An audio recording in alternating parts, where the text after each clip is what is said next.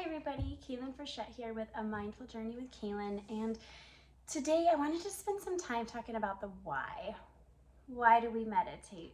Why do millions of people meditate? Why are millions of doctors telling people to meditate? Why is social media flooding with all these people talking about meditation and the benefits of it? Well, we're going to talk about it because I think it's super important before I continue doing any more short meditation videos or any of that. Meditation can change your life if you give it a try. 5 to 15 minutes a day, heck, even 3 minutes a day, anything to just get started, you will start to see a difference. Studies have shown, I am not a medical professional, this is just studies that have been released and data that has been shown. It has been shown that meditation will help make you healthier, nicer, more patient, a calmer, more present parent, a kinder and gentler spouse, more creative. It helps unblock all of those blockages. It helps just let the creativity flow. There's specific creativity meditations you can do, all of the above. It helps reduce your stress significantly. Stress has become the new normal. How silly is that? It can lower your blood pressure, improve your sleep. You can have better sex. You can love more, deal with trauma, and actually work through it and move on and no longer be a victim of your past and actually release your potential and your future. Fight less. Meditation will make you shine. It will help bring you out of your funk, out of whatever is going on inside your body, in your head, and bring you back into the world. The world will be a better place if we all meditated a little bit more. To fight the good fight. It's a personal support system, free therapy. At the end of the day, you are the one waking up with yourself, going to bed with yourself every day, nobody else. So at the end of the day, who do you think the most important relationship in your entire life should be with? Yourself. Loving yourself and being with yourself will strengthen all of the relationships in your life. Trust me, I experienced it. I was struggling with a lot of relationships in my life, with friends, with family members, all of the above. And when I started meditating and really taking time for myself and looking into those avenues and those corners, I started realizing that the issue isn't with other people, it's with me and how I respond to things and my awareness and owning things and changing things. And I ended up being like, oh, so like this current situation that I'm responding to isn't what I'm actually upset about? Cool. Let's fix that. Like, let's look at that. Why? Why am I responding this way? And it helps you work through your emotions and your feelings. It's a free version of a therapist, and it will help you deal with your crap. I get it. I've been there. I went on a really rough journey for a year and a half, really digging deep into all of my corners and looking at my childhood traumas and where I see myself as a victim and all these things, and being able to unleash my true power of like who I want to be and what I want to be, because my childhood and my past is no longer standing in my way. Even if you think that it's not, it still could be. It will show you that everything we do is a choice, good or bad. It simply is as simple as it is what it is, and it will be what it will be. Everything is going to be okay at the end of the day. Meditation has been shown to help you take charge of your DNA. Again, not a doctor. These are studies that have been shown. It can help you push out the symptoms of any genetic disease or possibly make it so it doesn't even happen. But who knows? I'm not a doctor, and that's not medical advice. You will see changes in your memory in as little as 8 weeks of doing 20 minutes a day. Now, the key to that, though, is actually doing it, actually sitting down, actually doing it every single day. You will see the benefits, but you have to start the habit. You have to start somewhere. You have to just sit and just do nothing and just be in it with yourself. It can help with addictions by waking you up and teaching you how to self-soothe so that you don't rely on a bunch of unhelpful externals such as drugs, booze, food, TV, Facebook, all of those things. It just helps you become more aware, and it helps give you the tools to work through things instead of just burying them, which is super cool. So why not give it a try and see if all these theories are right or wrong? At the end of the day, what do you have to lose? What's holding you back? What people might think of you? Or maybe that it's a little scary to be alone with yourself and be still, even if just for a few minutes. I totally get it. I can relate. Trust me. A year and a half ago, I used to care way too much about what people thought of me. I would literally make myself so sick I couldn't get off the couch because I was dealing with a lot of dramatic people in my life, and I couldn't process it. I couldn't handle it. I couldn't get out of the crazy cycle, and finding myself be like, well, okay, well, like, what is happening? Is it me? And the more I went through this journey, the more I started to realize, like, it's not me. There are things that I have to work on and deal with, but so does everybody. And it takes a village, and it takes everybody becoming a little more self-aware in order for us all to kind of just like mesh better. Being alone with yourself can be super scary and very intimidating. Again, I get it. There's a lot of thoughts going on in that beautiful head of yours. And if you don't have a way to make sense of it, then it's going to control you. It's going to take over you. And the anxiety is just, it's become a new normal in our life, and it doesn't have to be. It can be super scary, but it can also help you unleash your true inner authentic being. I personally was able to work on several of these shown benefits by putting in the work and having a daily practice. I started with doing yoga, and I went through I planned out the rest of my life in that 3 minutes of Shavasana stage. We all do it. We all are there, but I kept doing it. I kept trusting the process of like, everybody keeps swearing by this, like, let's keep doing this. Let's see what happens. And then something magical happened a year and a half ago after my second child. I started sitting in meditation on my own for a few minutes. I just started with like 5 minutes a day. And then I magically started adding in a few asanas, a few yoga poses in my own home daily practice. Not going to a yoga studio, nothing. After a while, I naturally started adding in one longer meditation a day or a week. I started to explore Yoga Nidra, which introduced me to a whole different healing avenue, and I liked it. You might not like it, but you might like it. I went to my first sound bath and was blown away at how peaceful and present and collected and calm I felt after. So I started going to more because I stopped caring what people thought of me doing all of these things because at the end of the day, it made me feel good. It made me feel at peace with myself and with my life, and it started healing me of all of these things that were bogging me down, that were no longer my story. They were no longer a part of me. And so by moving past those and working through them, I started to feel better. So then something magical started happening once I started feeling all those things and recognizing and acknowledging that I felt all these things. And by continuing my daily practice started getting longer naturally. I started adding in more stretches every day just because my knee was feeling better. I have knee pain in my right knee. My shoulders started feeling better. My back wasn't aching anymore, and I carried 2 30-pound kids around all day. Not enough massages in the world would help that pain go away, but doing yoga and meditation, it started going away. I started to make time for it. That was the next big milestone. I was like, oh my gosh, I really enjoy this. How can I make time for this? I have a 1 and 3-year-old. I stay home with them. I ran a business at this time. My husband traveled. And I was like, how am I going to make time to be still with myself and do this? Started yoga training. I was pulled in this magical direction. Couldn't even tell you how I got to yoga training.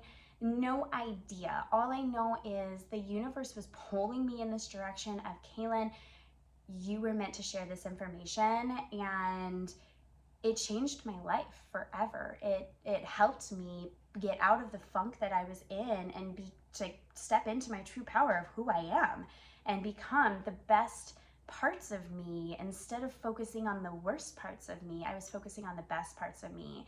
And from there, I broke up with my phone for a long time because I was like, how am I going to make time for this? Well, I broke up with my phone. I got 2 to 3 hours back per day.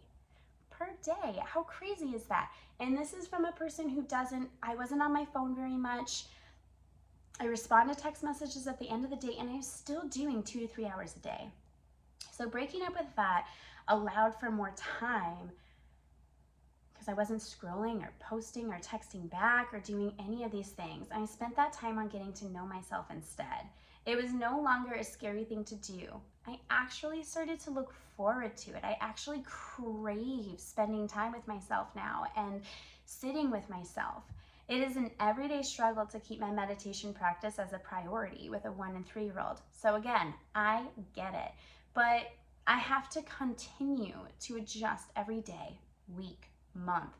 I reevaluate frequently at my needs and asking myself, how is my daily practice? How you doing, mama? Are you meeting your goals? Are you meeting your daily practice? Like, what are we doing? I started letting my oldest do some breath work and yoga with me because I was like, I can't, like, they're getting up at 5, they're going to bed at 8, what do I do? And so one day he just started joining me and I was like, oh, okay, cool, let's do this. And it's only for 2 to 3 minutes, but at least I get that in. And then at the end of the day, if I can find some more time, I find some more time. But doing it when you get to work, sitting in your car, do it. Before you walk in the door to your home, sit and do it. The kids are playing quietly. Sit with yourself for a few minutes. Take the time. There's little pockets throughout all of our days that we can find time to do these things. We just have to prioritize them. All that to say is it gradually took me 18 months to get to a point of doing it every single day, to the point that I don't even think about it. It didn't happen overnight. It wasn't something that just magically happened to me overnight. I worked hard and I got here, and I am super patient and present. Sure, we all have our days, but it has shown a significant difference. Constant self-reflection keeps me balanced and true to my authentic self. It allows me to let things go and move past them instead of bottling them up and exploding with them later, which is no fun for anybody or anyone on the other end. I was responding out of a place of trauma that is no longer my story. It no longer serves me. I am no longer a victim of that, and I was acting like a victim to it. It all starts somewhere, and that somewhere is setting aside 5 minutes a day to be with yourself. Heck, even if it's 2 or 3 minutes, do it, go for it. Whatever you need. It will gradually become 5 minutes, 10 minutes, 15 minutes. You will get there. It just takes work. So let's do this. Do what? How does it work? How do we do it, you ask? Those are great questions. Sit, like anywhere, literally. In a chair, sure. On the floor, heck yeah, why not? In a tree, yes, literally. Anywhere, just sit, just do nothing, just be still. Give yourself permission to be still. What do I do with my arms? Great question. Those awkward little things. So relax and rest your hands on your thighs or your knees, up or down. It literally doesn't matter. Just do it. Start somewhere. Okay, so for like how long? Set a timer on your phone. You have that thing everywhere with you no matter what. So just start a timer and start with 2 minutes and increase it over days, weeks, months. Who cares? Whatever. Just do it. There are also great apps out there like Insight Timer. That's my personal favorite. I'm a teacher on there. I love it. Headspace, streaming services like Spotify. They're guided meditations, and it's really helpful to start because you're not alone. Someone's guiding you through it so you can focus a little bit more on what they're saying versus like, oh, I gotta get groceries, or oh my gosh, I'm in a fight with a friend or my husband or whatever it might be. So those are great avenues, and I really enjoy doing some of those. They also help with some of the longer meditations, or like the dig deeper self-reflection type stuff. Super cool. Pay attention to the thoughts that are racing around in that beautiful head of yours. Things like, I don't have time for this. I should be doing blah, blah, blah, blah. I should be saving the whales. I've had that thought. I just solved world peace. Had that one too. This is stupid. All of the chatter is normal and will probably intensify as you sit. Bring awareness to the thoughts and then try to focus your attention back on your breath, just letting everything else go. It will be there when you're done. Trust me. Setting an intention helps. I have a whole video on intentions. It's basically just a positive statement that you're manifesting something in your life. It could be your devotion. It could be whatever you want it to be, just something positive that you can bring your awareness back to if you find your mind wandering. Closing your eyes if it feels safe. It helps cutting out the outside chatter. If you can't do that, if you don't feel safe, totally fine. Who cares? Just have a light gaze. Keep a straight spine and keep your knees below your hips. If you're seated on the floor, keep your feet flat.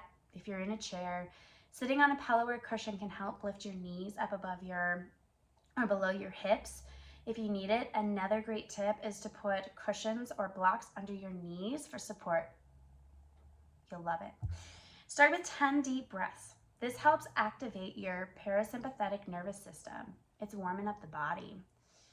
Breathe normally in through the nose and out through the nose, following the breath as it goes in and as it goes out. There are certain meditation practices that we focus on the breath and making it be a certain way, but for your everyday practice, just keep it simple. How will I feel once I start?